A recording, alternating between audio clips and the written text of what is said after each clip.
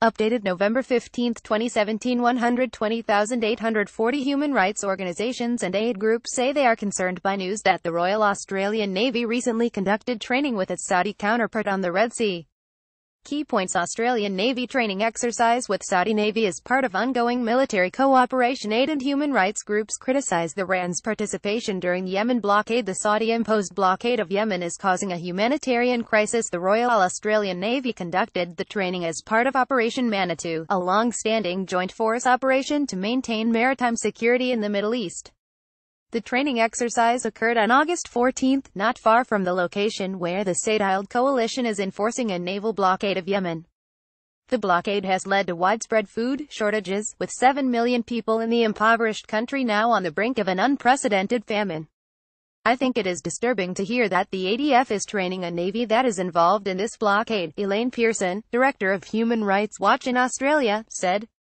We know that the Saudiimposed coalition has been arbitrarily delaying and diverting ships carrying life-saving goods to Yemen, and humanitarian assistance is clearly desperately needed right now.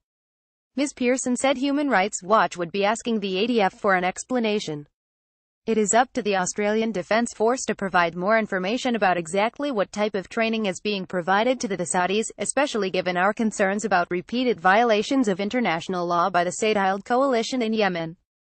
The charity Oxfam, which is engaged in aid work on the ground in Yemen, said the news of the training was concerning in the context of the complete blockade of Yemen that is being maintained by the Saudiimposed coalition. Oxfam will be asking the Australian government for more information. We are concerned by anything that could look like support to the implementation of the blockade, says Rebecca Barber, Oxfam's humanitarian policy advisor in Melbourne. The blockade is directly contravening a series of UN Security Council resolutions and Security Council presidential statements calling for an unimpeded, unhindered humanitarian access.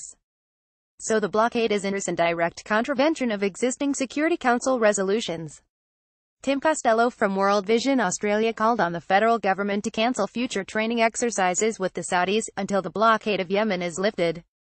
That lever we have to pull in terms of stepping away from joint exercises, encouragement, aiding and abetting, Mr. Costello told the ABC, any connection, even in joint boarding party operations, taints us. The executive director of the Australia Defence Association, Neil James, said he found the timing and location of the exercise puzzling. Particularly as the Saudis are a combatant engaged in a separate war zone, he said. There's also the aspect of the perception that you give. Australia is not involved in the conflict between Saudi Arabia and the Gulf states in Yemen. And we should avoid any such connection. Professor Greg Barton from Deakin University said Operation Manitou had been a success in past years. I think the fact that the Australian Defence Force cooperates with the Middle Eastern forces, specifically around the Persian Gulf and the Arabian Peninsula, is both understandable and necessary, he said. But that doesn't mean that Australia can't speak up. There are good reasons for being very concerned about this blockade.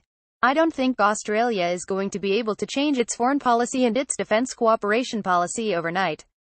But it certainly can speak up and say, as a friend, as an ally, we want to point out the global community has concerns.